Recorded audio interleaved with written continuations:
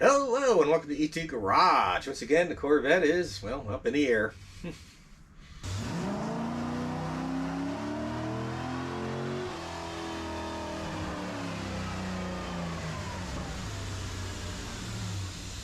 All right, like I was saying, the Corvette's in the air again. Uh, and the reason it is, I had a transmission leak. And it was only leaking when the engine wasn't running. It would drip down on the exhaust, and of course, when you go start the exhaust, all this smoke would pour off everywhere. As far as I can tell, that was it. I'll leave a picture of where it was leaking up here from the dipstick tube I took with my endoscope. Um, as far as I can tell, it wasn't leaking while running.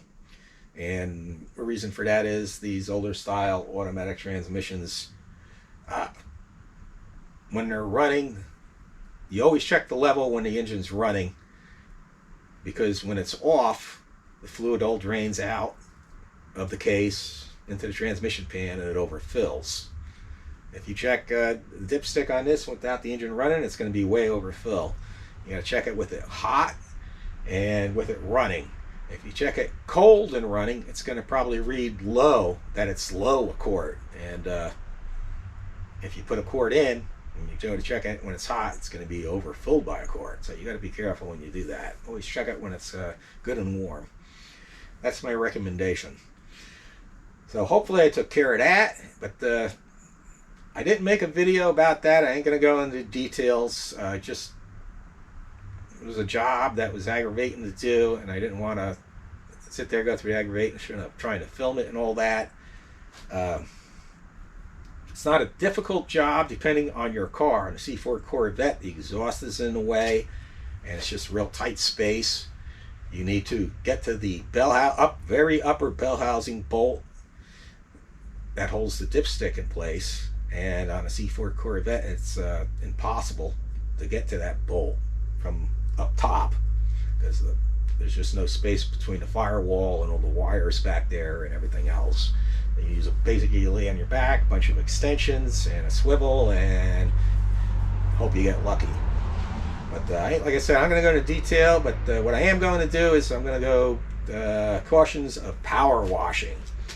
Power washing any car. Personally, you shouldn't really use a power washer on a car. I see detailers do it all the time when they're detailing cars. If you do it, like say on the bottom of this car, below the door, this car has over 250,000, I think maybe even over 260,000. I forgot what the mileage is on it right now. But you'll actually take, where it's been getting sandblasted all the years on the bottom there, you'll take the paint right off with a power washer. So you use a power washer, be careful. Another thing, when doing your motor, you got to be careful. The older motors like this with a distributor, usually you could just sit there and foam them down with the engine cleaner and just hose them off and let them dry, or just let them run rough until it warms up and burns the moisture off, and you'd be fine. You wouldn't want to do that on a C4 Corvette from 92 to 96 with the OptiSpark. You'd probably kill your OptiSpark and hate yourself for it. That's a whole other subject I won't even get into. One thing on these C4 Corvettes you got to be really careful with is the composite leaf springs. Don't get any chemicals on there at all. I don't know why GM made them that way, why they couldn't have put some type of coating on them to protect them from, engine, like you're not supposed to get any engine oils on them, any chemicals. It'll cause them to break down. I don't know why GM made them that way. They weren't just on the C4 Corvettes. They were on the C5, C6s. I can't remember if they were on the C7s. Make a comment below if you know. Also, the very last couple of years of the C3, I think, might have came with a composite leaf spring on the rear. But that's something you got to be real careful with. Anyone wants an update, what's going on with this? I got this thing running really well in the tune in the computer. It took me a while, and I had to get some help from the Corvette Furum and the third gen Furum to get to do that, but I got it.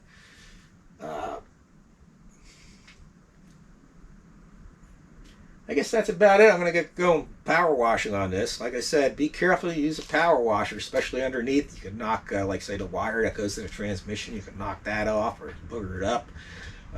Just be careful where you're spraying. I'm mostly going to be working on the passenger side. That's what I'm concerned with because that's where the leak was. Like I said, hopefully that was the problem. As far as I know, that was it because I couldn't see any leaks coming from like any of the transmission cooler lines. There's no signs of any leaks from there, and it seemed like it was only doing it when it would leak, like when it sit overnight. When you turn it off and you let it sit.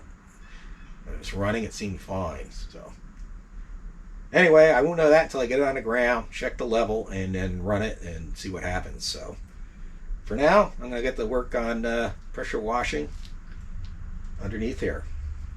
Like I said, just be careful, especially with the leaf springs and the chemicals you use and what you pressure wash.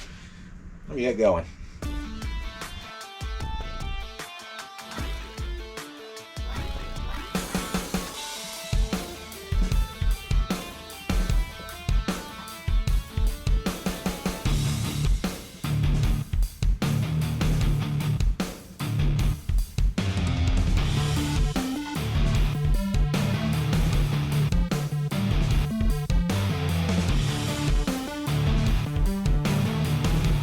Alright, that's all done. I just need to get this down off the jack stands and check the fluids and all that stuff and run it and make sure it's not leaking. Hopefully it's not. If it is, I'll update it in the next video. But one thing to do if you're power washing, it's actually better off doing it outside, depending on how your garage is set up. I decided to do it while it was in the air. I just felt it was easier inside the garage. My floor is a total disaster, so I'm not worried about that. I went ahead and gave this a power washing, my oil drain pan and another drain pan I use, and a rubber mat that I lay on, and do all that. And if you got the power wash out, you might as well power wash anything you can think of while you're doing it.